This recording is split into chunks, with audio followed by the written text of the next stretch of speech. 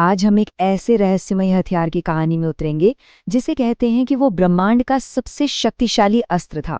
जी हाँ, हम बात कर रहे हैं भगवान श्री कृष्ण के सुदर्शन चक्र की। सोचिए तो जरा, क्या ये मुमकिन है कि यूनिवर्स का सबसे विनाशकारी हथियार आज भी समंदर की गहराइयों में श्री कृष्ण की डूबी हुई नगरी द्वारिका में कहीं छुपा हुआ हो? यही सवाल इस हथियार से जुड़े सबसे बड़े रहस्यों में से एक है। इसकी कहानी एक भरी सभा से शुरू होती है, जहां माहौल में एक अजीब सा तनाव था। एक राजा था शिशुपाल, जो श्री कृष्ण का लगातार अपमान किए जा रहा था, एक के बाद एक। जानते हैं कितने? पूरे 99 अपमान। और कमाल की बात ये कि इन सब के दौरान श्री कृष्ण बस शांत बैठे मुस्कुरा रहे थे, जैसे किसी बड़े तूफान से पहले की खामोशी हो। लेकिन जैसे ही शिशुपाल ने अपनी 100वीं गलती की, वो 100वां अपमान किया, श्री कृष्ण ने बस एक बार ऊपर देखा। बस सभा में एक तेज रोशनी कौंधी, एक गोल चमकदार चक्र शिशुपाल की तरफ बढ़ा और एक हल्की सी आवाज। अगले ही पल शिशुपाल का सिर उसके धड़ से अलग जमीन पर था। ये थी सुदर्शन चक्र की ताकत। तो चलिए सबसे पहले ये समझते हैं कि ये सुदर्शन चक्र आखिर था क्या। इसे एक सोचने समझने वाला और कभी ना रुकने वाला हथियार क्यों कहा जाता है?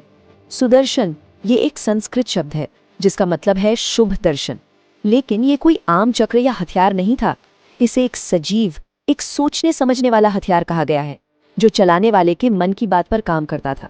मतलब कृष्ण के मन में जो भी आदेश होता, ये चक्र उसे पूरा करता, बिना चूके, बिना रुके।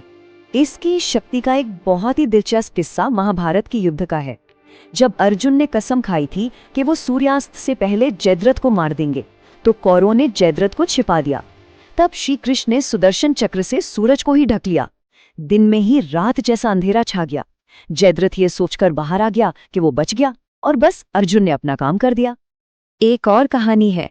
जब शाल्व नाम का राक्षस अपने मायावी विमान से द्वारका पर हमला कर रहा था, तो कोई भी उसके बनाए भ्रम को तोड़ नहीं पा रहा था।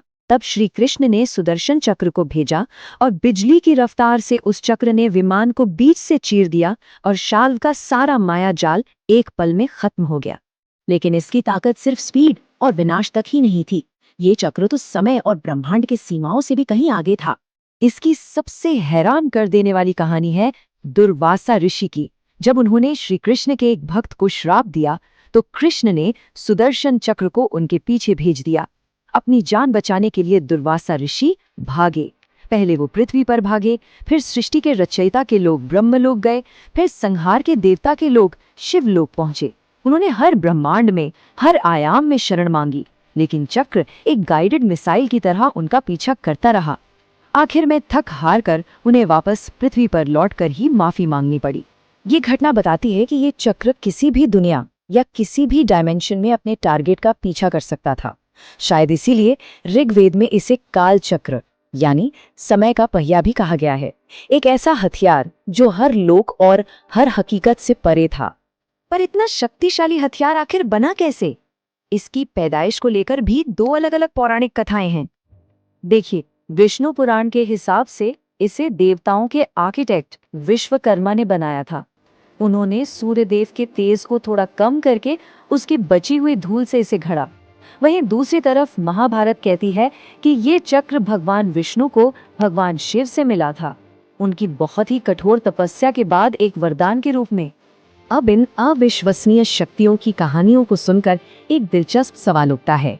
क्या इन पौराणिक कथाओं को सिर्फ कल्पना मान लिया जाए, या फिर अगर हम इन्हें आज के विज्ञान की नजर से देखें तो क्या कोई वजह मिल सकती है? मतलब अगर यह हथियार सच में था, तो इसकी इन हैरान कर देने वाली ताकतों को मॉडर्न साइंस के हिसाब से कैसे समझा जा सकता है? खैर, कुछ थ्योरीज हैं जो इसे समझाने की कोशिश करती हैं, जैसे क्या ये घूमने से बहुत ज्यादा काइनेटिक एनर्जी पैदा करने वाला कोई हथियार था, या शायद ये स्पेस टाइम को मोड़कर खुद को एक जगह से दूसरी जगह टेलीपोर्ट कर सकता था, एक तरह का मिनी वर्म होल बनाकर। एक और बहुत ही दिलचस्प थ्योरी है क्वांटम इंटेंगलमेंट की, जिसके मुताबिक ये श्री कृष्ण की चेतना से सीधे तौर पर जुड़ा था। मतलब जहां उनकी सोच जाती, वहीं ये चक्र पहुंच जाता, चाहे बीच में कितनी भी दूरी क्यों न हो। और अब हम आते हैं सबसे बड़े रहस्य पर। श्री कृष्ण के इस धरती को छोड़ने के बाद इस शस्त्र का आखिर हुआ क्या? यहाँ दो बातें सामने आती हैं। पहली, जो धार्मिक ग्रंथ कहते हैं कि जब श्री कृष्ण ने अपना शरीर छोड़ा और वैकुंठ धाम गए तो ये चक्र भी उन्हीं के साथ चला गया। लेकिन दूसरी थ्योरी ये है कि इसे जानबूझकर पृथ्वी पर ही कहीं छिपा दिया गया ताकि ये किसी गलत हाथ में न पड़ जाए। और इसे छिपाने की वजह भी साफ है। ग्रंथों के अनुसार पूरे ब्रह्मांड में सिर्फ दो ही शक्तियां इसे धारण कर सकती हैं, भगवान विष्णु और भगवान शिव। इनके अलावा कोई भी इसके तेज और इसकी शक्ति को झेल नहीं सकता। सुदर्शन चक्र का रहस्य तो है ही, लेकिन शायद असली संदेश उस हथियार में नहीं बल्कि उसे चलाने वाले में छिपा है।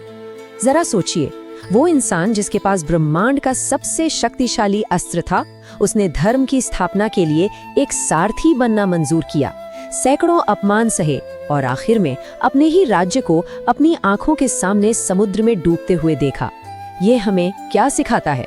तो असली विरासत दुनिया को तबाह करने की शक्ति नहीं है। असली विरासत तो वो ज्ञान और वो मार्गदर्शन है जो मानवता के लिए पीछे छोड़ा गया।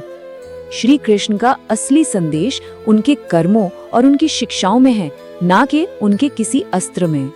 तो हाँ, हथियार एक रहस्य बना हुआ है, लेकिन क्या उसे चलाने वाले का संदेश साफ नहीं है? शायद असली खोज किसी हथियार की नहीं बल्कि उस मार्गदर्शन की होनी चाहिए